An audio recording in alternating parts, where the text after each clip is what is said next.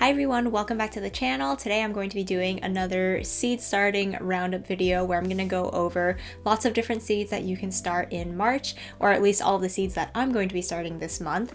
Just as a reminder, or in case you're new here, our estimated last frost date in our area is April 15th. If yours is earlier or later, just adjust your timeline accordingly, but your estimated last frost date is an important one to know if you don't already know that. Right now it is early March, and for us that means that we are about 6 weeks before our estimated last frost date. So throughout this month, we're going to be starting all of the things that are in the range where on the back of the seed packet, it says that you should start it between 2 to 6 weeks before your estimated last frost date. So just like I've done in the previous videos, I'm kind of gonna work my way through the month, starting with the things that we need to start earlier in the month and then move on to the things that we're going to start later in the month. And actually for this month, I'm also just going to include some other things because we are getting really close to the time where the gardening season is ramping up. So I'm also going to talk about the things that we've already started that we might be starting to transplant out in the garden this month, as well as other things that will be happening around the homestead around this time. So I'm going to start off with the category of things that I am actually going to be starting today. And this is going to be the largest category of everything. It's going to be all of the tomatoes we're starting. And I have a lot of tomato varieties. This is our stack of tomatoes that we're growing this year. So quite a collection. This is going to be the most varieties of tomatoes we've grown. We have 19 this year. I think in the past we've stuck to like a dozen. Regardless of like what variety you're growing or how many kinds you're growing though, about 6 weeks is when I like to start my tomatoes. Some people like to start their tomatoes as early as 8 weeks before your last frost date, kind of when you start your peppers.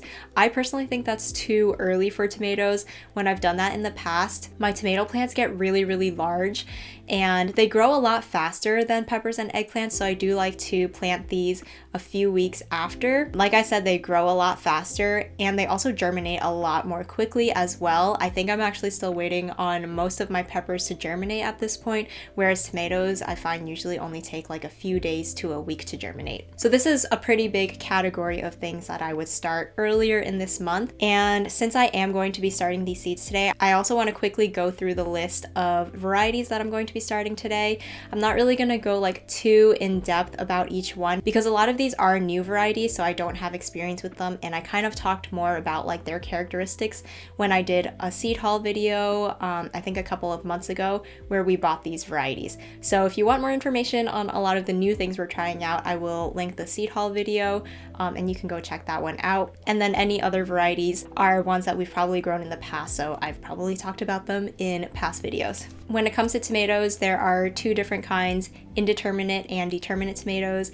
Determinate tomatoes a lot of times grow kind of like in a bush. They can be shorter, you might not need as much trellising, and often they produce a lot of their tomatoes around the same time, whereas indeterminate tomatoes can get very tall. You will probably need trellising for them. They can get like 6 to 8 feet tall, and they tend to produce tomatoes over a longer period of time throughout the season, or in our case, usually until our tomato plants die from diseases. So with those two categories, I'm going to first go over the determinate type tomatoes that I'm going to be starting. I do really love determinate type tomatoes, so I like to look for that description when I'm looking for tomatoes. I do feel like a lot of tomatoes on the market are indeterminate, so you really have to like look and make sure it says determinate if you're looking for that. So I'm just going to go through these really quickly, but what I'm growing for determinate tomatoes are the Celebrity Tomato, which is a hybrid, Ace 55, which is an heirloom.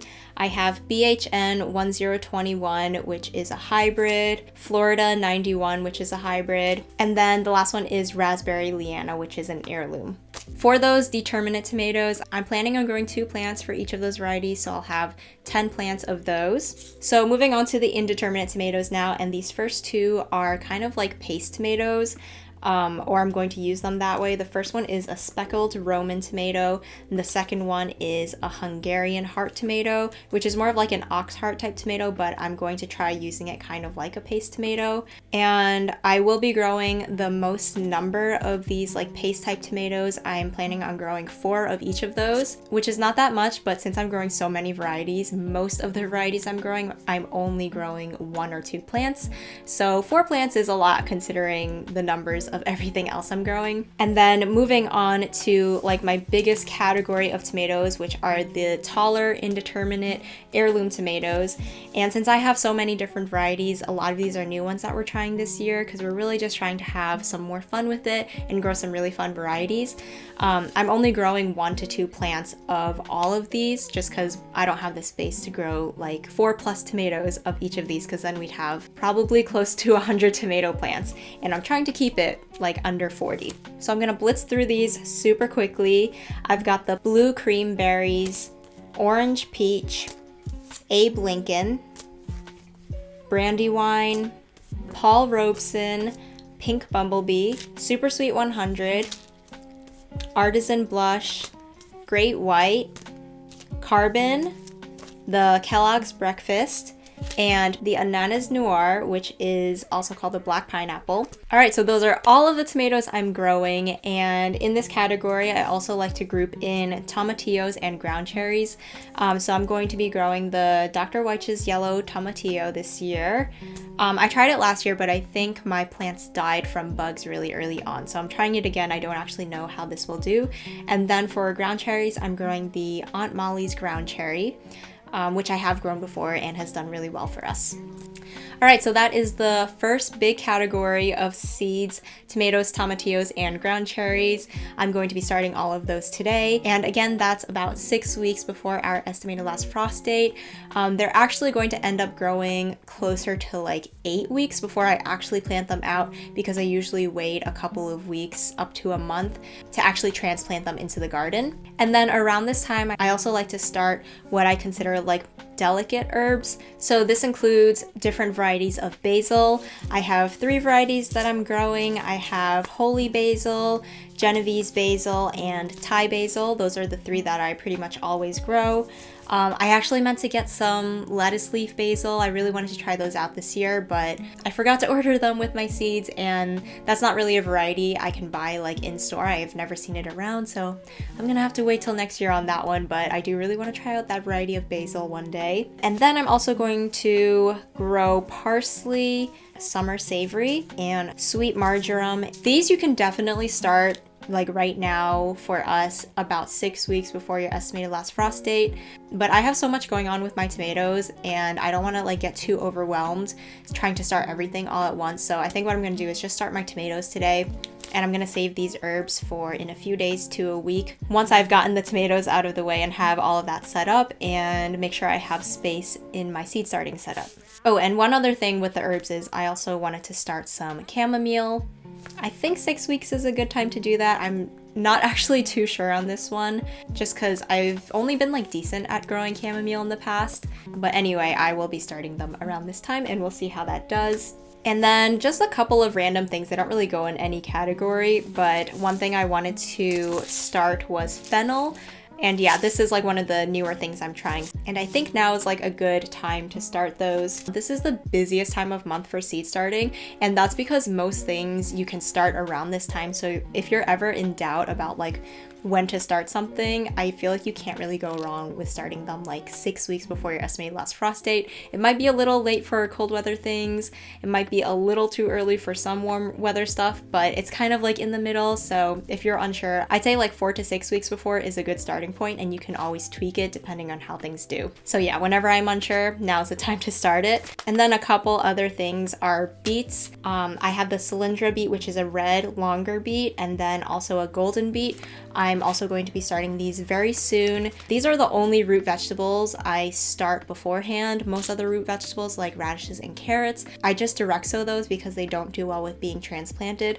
But beets I have found can be transplanted and they do really well. So I like to start these just a few weeks beforehand. So I'll probably start these at the same time as my herbs because these can go out a little earlier. So they only need to be started a few weeks before, and then they can be transplanted out around like end of March. All right, so now we've covered a lot of the things that I would start in early March, so I'm gonna move on to like kind of the middle of March now.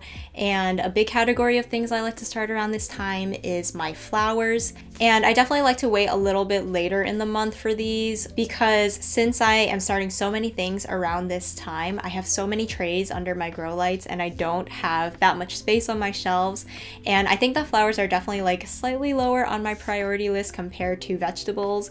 As much as I love them in the garden, I think my first priority really is just growing vegetables. So I like to prioritize those under the grow lights, but as we're moving like later into the month, it's starting to warm outside and I can start moving things, either transplanting them out or moving them to our unheated greenhouse where they can stay overnight if we don't have freezing temperatures. So as that space frees up throughout the month, then I can get started with starting my flowers as space opens up under my grow lights. So that's why I like to wait a little bit. If you have plenty of space and plenty of grow lights, by all means, you can start these closer to the beginning of the month, but I just like to wait a little bit on those just to make sure I'm not overwhelmed with the number of trays and in case I don't have the space for them indoors, since a lot of these things are still growing indoors. So first off, I have zinnias, and I have a lot of different types of zinnias, but here I only pulled out two. I have the Queen Lime Blush and the Scabiosa zinnia. These are the two new ones I'm going to be trying out this year and filling up a couple of smaller beds with these, so I'm really excited for those. I would also start marigolds around this time. I only pulled out these white Kilimanjaro marigolds, which I have not had really good success with. We did just buy some marigold seeds from the store, but I can't remember where I put them, so hopefully those will show up and we're going to be growing the classic like yellow and stripy marigolds just as long as I can find those seeds. And then I have this other flower. This is a gazania. I've never grown this before, but Erin's mom gave me these seeds. She said she really liked these flowers, so I'm going to be trying them out. They're like a stripy flower. The colors look really pretty, and it does say it's a perennial too, so that's always nice because if they do really well, then hopefully I won't have to keep starting the seeds every year. Another thing I really like to start is coleus. Coleus is a really common like bedding plant that you can buy at garden centers and nurseries.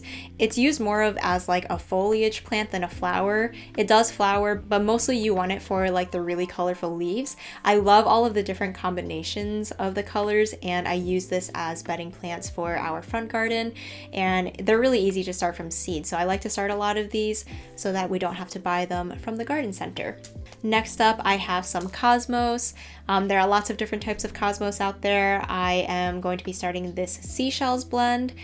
These petals have a nice like fluted shape that makes them a little unique, but I think all cosmos are really pretty. Just be aware that cosmos are a very wispy plant, and a lot of times they can like fall over and might be a little bit annoying, so just keep that in mind. Oh, I also have another type of cosmos. This is a Rubenza cosmos, which is like a darker burgundy cosmo. So yeah, I've got a couple of varieties, and then I also have calendula. This is the calendula I grow for skincare and making salve, so I always like to have plenty of those. And then I have some sweet alyssum. This is like a shorter plant, so it's really good for borders. I always like to grow this because they're really small and I like the way they kind of like hang over. They'd be really good for like hanging baskets or like containers. They're just like a really pretty like small flower, but the whole plant is like a big grouping of small flowers, and I think they're really pretty. And then lastly, I have bee balm, which honestly I've never grown successfully. I keep trying to grow this every year because they're really good for bees. They are called bee balm, so I think they would be great to have, and they look really pretty, but I don't know. Maybe these seeds are not good. Maybe it's just me, but I'm gonna try them one more time. But I think if I can't grow these this year, I'm gonna give up on them, or maybe get seeds from somewhere else and see if they grow for me. So those are all the flowers I picked out, but of course there are many other flowers. There are some flowers that I would say you need to start very early on. Back when I was doing the cut flower garden, a lot of flowers you needed to start maybe like 8 to 12 weeks before your estimated last frost date, which was way earlier than most of the vegetables I'm growing. So that was a little bit shocking to me, but I think if you're sticking to like warm weather flowers, things that are like classic summer flowers, 4 to 6 weeks is good, unless you're going for something that's like a spring flower, like maybe foxgloves. Those things can be a really long process, but if it's something that usually like blooms in the summer, I think you're good to start those seeds now. All right, last few seeds, hopefully you're still with me, but this category is going to be like the melons. And I will admit, we are not the best at growing melons. I think we've only had like a few really successful maybe like honeydews and watermelons. But we do try them every year because a garden grown melon is a pretty cool thing. I've picked out a few. I have the orange glow watermelon, the golden honeymoon melon, which is like a honeydew, and then I have the honey rock melon, which is like a cantaloupe. And these I would probably start closer to like the end of March. I don't like to start my cucumbers beforehand. I usually just direct sow those outside because they grow really quickly, but I think like watermelons and melons can take a little bit longer, and it's nice to give them a little bit of a head start. So those I'm going to start just a couple of weeks before our estimated last frost date. So with that, those are all of the seeds I would start this month. I also just really quickly wanted to talk about things that I would transplant because that's coming up really soon. So around like the middle of this month, I'm gonna start transplanting my brassicas. So I have some broccolis and cauliflowers, and then if I was growing them, I would also transplant cabbage and kohlrabi, although I'm not doing them this spring. Actually, I do have some Chinese cabbage, so yeah, around the same time I would transplant those. And then I would also later in the month transplant my kale, bok choy, lettuce, and then the beets that I'm going to be starting really soon. So that's on my transplant list for the month. And then the last thing around the homestead for this month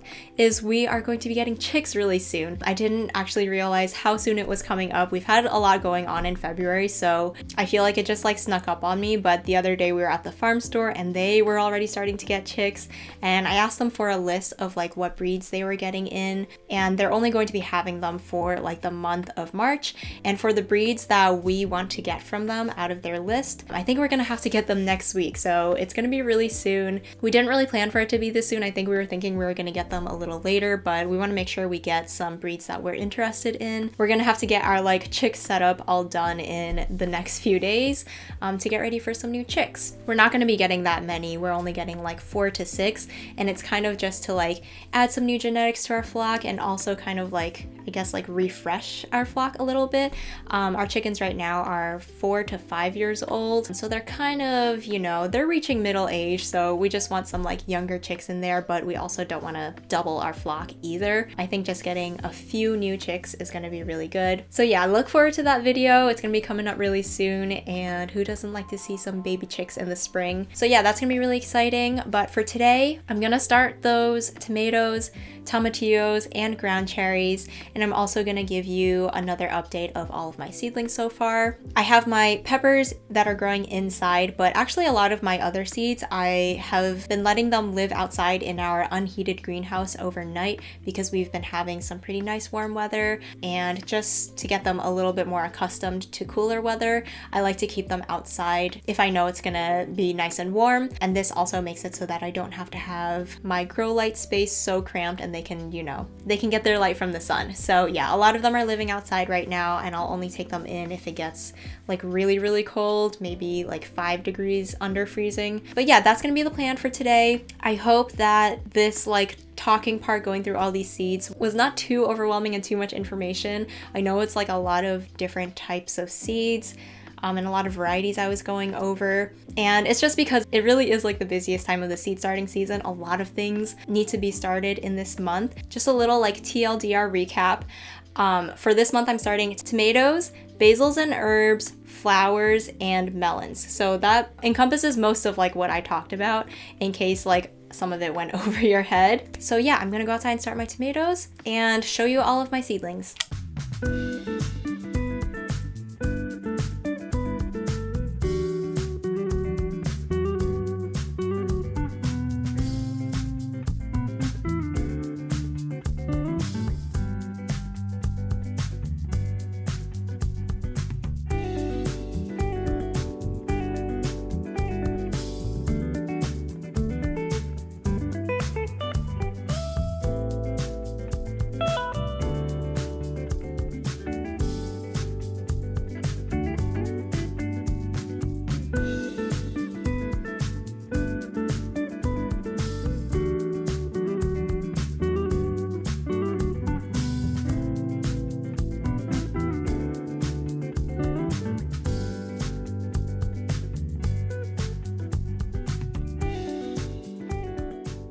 Here's a look at my seedlings right now. They're all outside soaking in some sun. Well, not all of them, but at least these ones are. So over here I have my onions. looking really good. And like I said, I will be transplanting these in just a couple weeks. And I think they're looking a good size to be able to do that. Those are my red onions, and then these are some of my yellow onions. You can see how they're like growing really nicely even though they're super crowded in there. This is just a tray of like lettuce. I just literally put it into like a cardboard box. I usually do this like over the winter in the greenhouse. I just like keep it outside and just throw some seeds into a cardboard box. If they grow enough to eat, that's great, but if not, I can always just like use this entire thing as like one massive seed start and like have a head start on lettuce. So that's been growing really nicely. I just did like a lettuce mix so you can see lots of different types of leaves in there. Here's a look at my broccoli. Honestly, they don't look too different from last time, and they were starting to like get yellow leaves, so I did fertilize them yesterday with some like compost tea, so hopefully that'll help them a little bit. But I am going to be transplanting them soon anyway, and I think once they like get into like a real bed of soil, they'll do really well. Same with my Chinese cabbage. The outer leaves were starting to yellow a little bit, so I think that compost is going to help. And then here is my flat of lettuce and greens. The lettuce is looking good. Some blue kale over here. And then this is my bok choy. The bok choy does look a little bit not what I was expecting. This is the new variety of bok choy that I planted that's supposed to be like a white milky bok choy, but for some reason it looks even more purple than the green bok choy I've grown before. So we'll see how that comes out. Like, I feel like a lot of times they can really like explode with growth once you plant them out into a bed. And then once they like start growing really quickly, maybe they will look a little bit different. I don't know, but they're unexpectedly purple right now. Now I'm in the greenhouse where I have my peppers in here. I normally keep them inside, but since it's really nice and warm in the greenhouse today, I figured I would keep them in here just to help speed up the germination. The germination has been pretty slow. I think in the future I am going to need to get a heat mat because we've been keeping our house a little cooler than in previous years, and I think it's been like 2 weeks and these seeds have not, you can obviously see there's like no green showing yet, but if you look really closely, you can start to see those seeds are germinating and will be popping up really soon. So there's one seed kind of popping out of its shell over there, and then I can see like this one, you can see the seeds starting to germinate as well. So they're definitely getting there. They're just taking a little bit longer. But yeah, that's the update for the seedlings. Things are going to start getting planted out into the garden, and seed starting is going to continue into this month. We're going to be really busy. Yeah, I hope this video was helpful. Thank you guys for watching, and I'll see you again in the next one.